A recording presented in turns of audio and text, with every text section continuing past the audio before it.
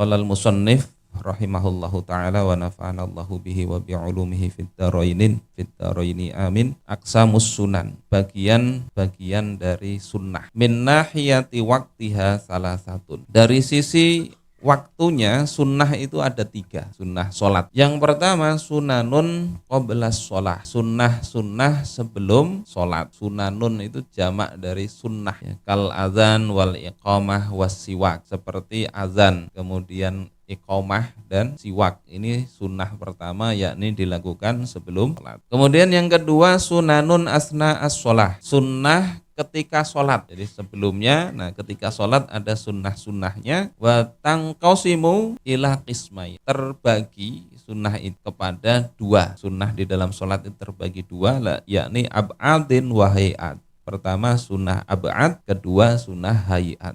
Sunnah ab'ad ini summiyat bidzalika li'annaha asbahat al-faraid, disebut sunnah ab'ad dari ba'dun, artinya bagian. Kenapa disebut itu? Karena dia mirip dengan faraid, mirip dengan wajib ya, hampir mirip wajib. Fayutlabu sujudus sahwi idza tarakaha, maka dituntut untuk sujud sahwi ketika meninggalkan sunnah ab'ad ini, dituntut, tapi tidak wajib. Sehingga kalau tidak sujud sahwi maka juga tidak batal sholatnya. Wahiyya bil ijmal salasatun ya, dan sunnah ab'ad ini secara global ada 3 yang sunnah ab'ad. Pertama adalah at-tasyahudul awal, tasyahud awal ya, wa qu'uduhu was sholatu 'alan nabiyyi fih, termasuk duduk tasyahud awal dan sholawat kepada nabi. Itu sunnah ab'ad. Sehingga kemarin kalau kita imam lupa baca tasyahud awal, maka ya tetap sah sholat. Diingatkan apa tidak? Ya diingatkan bagusnya supaya dia tahu kalau itu lupa. Tapi kalau sudah berdiri, kada usah bebulik, duduk lagi untuk tasyahud awal. Setelah itu nanti ya disunnahkan sujud sahwi. Kalau enggak sujud sahwi juga tetap sah sholat. Kemudian yang kedua al-qunut wa qiyamuhu was sholatu 'alan nabi wal ali was sahbi fihi, termasuk berdiri saat kunut, kemudian sholawat atas nabi, keluarga nabi dan sahabat, itu juga sunnah ab'ad. Kemudian yang ketiga as-sholatu 'alal ali fit tasyahhudil akhir, sholawat kepada keluarga nabi pada tasyahud akhir, itu juga sunnah ab'ad. Jadi 3 tadi, tasyahud awal, kunut subuh ya, dan sholawat di tasyahud. Kemudian yang kedua jenis sunnah di dalam sholat ada sunnah hayat. Wahiyya allati la yutlabu sujudus sahwi idza tarakaha, yakni sunnah yang tidak dituntut untuk sujud sahwi ketika meninggalkannya. Wahiyya baqiyatus sunani ghairil ab'ad, yakni sunnah-sunnah yang lain selain sunnah ab'ad. Yang wajib kemarin kan rukunnya 13, itu yang wajib, termasuk di dalamnya 5 rukun qauli. Selain itu ya sunnah. Kemudian sunnah jenis ketiga adalah sunanun ba'das sholat, sunnah setelah sholat ya, kadzikri wal julusi fi musallahu, seperti zikir dan duduk di tempat sholatnya, tidak keburu-buru pindah. Ini secara global begitu. Pertama sebelum sholat, kedua saat sholat, itu dibagi 2, sunnah hayat dan ab'ad. Kemudian yang ketiga adalah sunnah setelah sholat. Rinciannya dibahas oleh Habib Hasan di sini. Awalan as-sunanul lati qablas sholat. Yang pertama adalah sunnah sebelum sholat. Sunnah pertama itu adalah al-azan ya, azan. Maknanya apa? Lughatan al-i'lam. Azan itu maknanya secara bahasa adalah i'lam dengan i'lan, kurang lebih i'lan kalau bahasa Indonesia jadi iklan. Itu bahasa Arab, itu i'lan. Azan itu i'lan. Wa syar'an, dan secara syar'i zikrun makhsusun, zikir khusus, matlubun li sholatin maktubatin, yang dituntut untuk sholat maktubah, sholat wajib. As-sholatan, yang sifatnya secara hukum asal, alal a'yan, atas tiap orang. Ini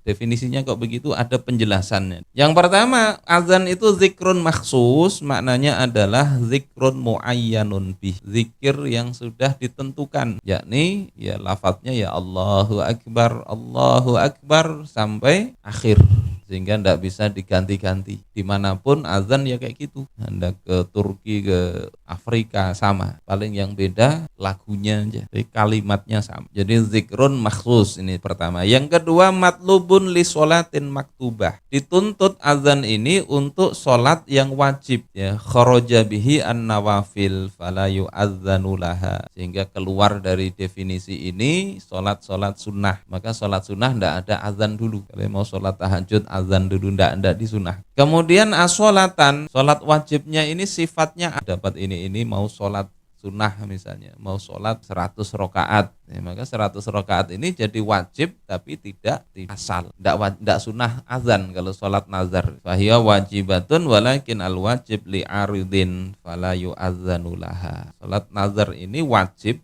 tetapi kewajibannya sifatnya insidental saja ya, kalau ada nazar, sehingga tidak ada azan. Kemudian definisi lain selanjutnya alal a'yan, atas tiap orang, yakni kewajiban maksudnya di sini fardu ain. Jadi kalau sholatnya fardu kifayah tidak disunahkan azan. Kharaja bihi sholatul janazah ya fardu kifayatin fala yu'adzanu laha. Jadi sholat fardu kifayah tidak ada azan. Ini terkait definisi. Jadi yang kena kesunahan azan ini ya sholat 5 waktu ditambah sholat Jumu'ah, kena kesunahan azan. Kemudian fadlul azan, keutamaan azan ini apa? Allah Subhanahu wa taala berfirman, "Wa man ahsanu qawlan mimman da'a ilallah wa 'amila shalihan wa qala innani minal muslimin." Siapa yang lebih baik perkataannya daripada orang yang menyeru kepada Allah, beramal soleh dan dia mengatakan innani minal muslimin, sesungguhnya aku termasuk orang Islam. Qalatis Sayyidu Aisyah radhiyallahu anha, ya, berkata Sayyidah Aisyah radhiyallahu anha, ara hadhil ayah nuzilat fil muadzinin. Aku memandang, kata Sayyidah Aisyah, ayat ini terkait dengan muadzin. Jadi muadzin ini disebut perkataan terbaik. Dalam hadis yang lain Rasulullah sallallahu alaihi wasallam bersabda, yughfaru lil muadzini muntaha adzanihi. Yughfaru, diampuni lil muadzin, bagi seorang muadzin, muntaha adzanihi, di ujung azannya.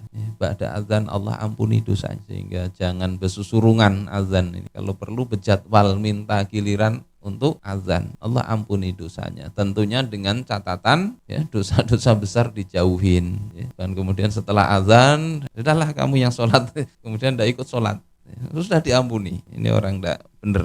Jadi fadilah Allah ampuni itu kalau dosa-dosa kecil. Kalau dosa besar ya perlu tobat ya, sebagaimana di dalam Al-Qur'an itu. Wa yastaghfiru lahu kullu rabbin wa yabisin. Jadi bukan hanya dia diampuni, tetapi juga akan memohonkan ampun untuknya kullu rabbin, setiap yang basah, wa yabisin, dan yang kering. Ini hadis riwayat Imam Ahmad dengan sanad sahih. Apa maksud yang basah? Yang basah itu adalah mafihir ruh ya. Sesuatu yang ada nyawanya akan ikut memberikan mendoakan supaya muadzin ini diampuni. Wa yabisin, sesuatu yang tidak ada nyawanya, yang tidak bernyawa pun memintakan ampun kepada Allah Subhanahu wa taala bagi muadzin, sehingga azan ini tadi luar biasa fadilahnya. Dalam hadis berikutnya yang nomor 2 ini riwayat Imam Ahmad An-Nasa'i dengan sanad jayyid, innallaha wa malaikatahu yusholluna 'alas shaffil muqaddam. Sesungguhnya Allah dan malaikatnya itu bersolawat, maksudnya mendoakan orang-orang yang ada di shaf terdepan. Jadi ini kalau sholat berjamaah, shaf paling depan yang bagus. Walaupun ini kadang di masyarakat tidak begitu ya, Jumatan itu cari-cari nang parak AC kalau sekarang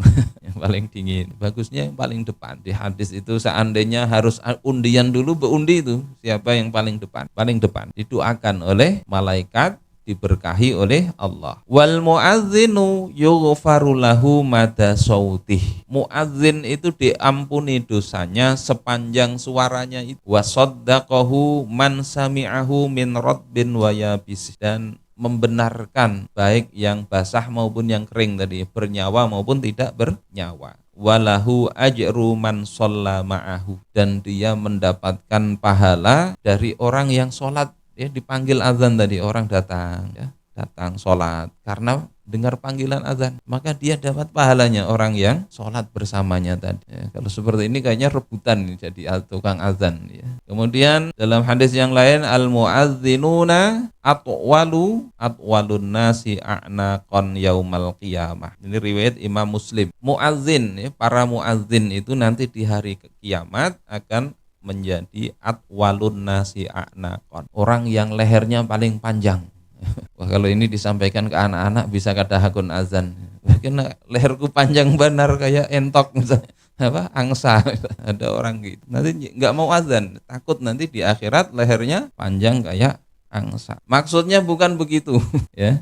Kalau kita lihat di dalam penjelasan hadis, para ulama berbeda pendapat. Apa maksudnya leher paling panjang itu? Sebagian ulama memang memahaminya nanti di akhirat akan panjang lehernya. Ya kan nanti ada itu di Yaumul Mahsyar itu orang keringetan, ya, keringetan. Kalau pendek keringetan ya tenggelam dia. Ya, kalau lehernya panjang keringetan enggak apa-apa.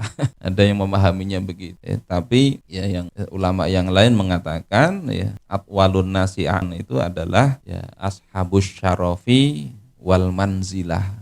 Orang yang dia punya kedudukan dan tempat yang mulia kelak di hari akhir, atau orang yang dikenal. Kalau yang paling tinggi kan paling terkenal itu, yang lain pada nggak kelihatan, itu tinggi kelihatan, maksudnya paling dikenal kebaikannya. Ini fadilahnya ya, mudah-mudahan kita ini tidak malu-malu azan, walaupun tidak perlu rebutan, jangan rebut. Ini sunnah pertama. Sunnah kedua adalah al-iqamah. Dan ini sebelum ke al-iqamah, azan ini sunnah meskipun sholat sendiri ya. Jadi ini fadilahnya itu sholat sendiri tetap sunnah untuk azan, tapi tidak perlu keras-keras, cukup didengar telinga sendiri.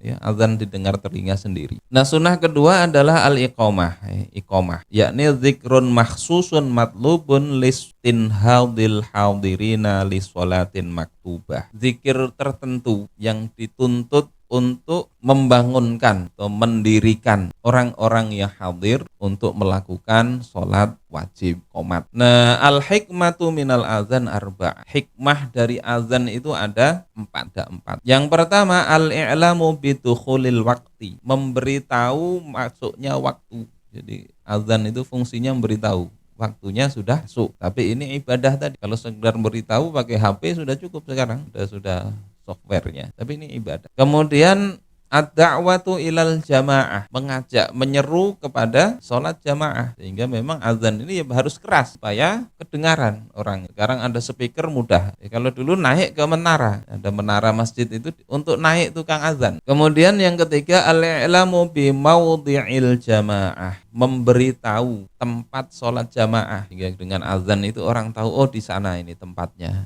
bisa menuju ke suara. Kemudian yang keempat, izharu syiaril Islam, menampakkan syiar Islam. Jadi alhamdulillah kalau kita tinggal di Martapura, di Banjarbaru, ini nyaman, azan kedengaran banyak lah. Walaupun kadang saut-sautan itu kita bingung yang kita jawab yang mana ini. Kita pernah ke Surabaya itu di hotel apa itu, agak dari jauh lah dari bandara itu. Kok enggak dengar azan kita itu? Entah kedap suara atau gimana hotelnya. Kalau di sini kedengaran. Jadi suatu saat mungkin kita rindu itu ya. Nyaman kita tinggal di tempat yang banyak azan. Ini diantara 4 hikmahnya azan. Terus pembahasan berikutnya adalah mas'alatun ayyuhumal afdal, al-azanu am al-imamah. Masalah mana yang lebih afdal, apakah azan atau jadi imam?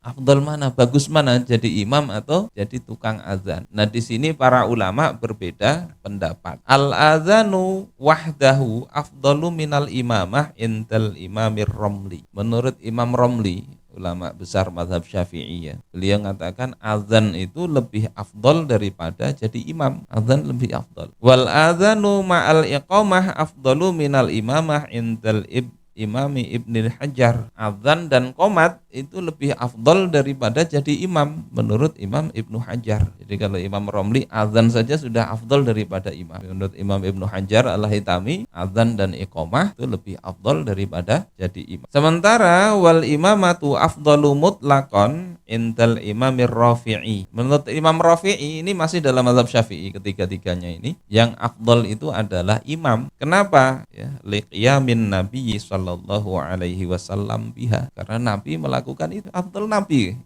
Nabi kalau lebih afdal nanti Nabi yang azan. Ini alasan Imam Ar-Rafi'i. Wali annaha fardu kifayah, dan karena ini adalah fardu kifayah. Jadi imamnya khilafan lil Imam An-Nawawi fa indahu al-adzanu afdal. Ya, berbeda dengan Imam Nawawi, menurut Imam Nawawi lebih afdal azan, lebih afdal azan. Jadi para ulama mazhab Syafi'i beda pendapat.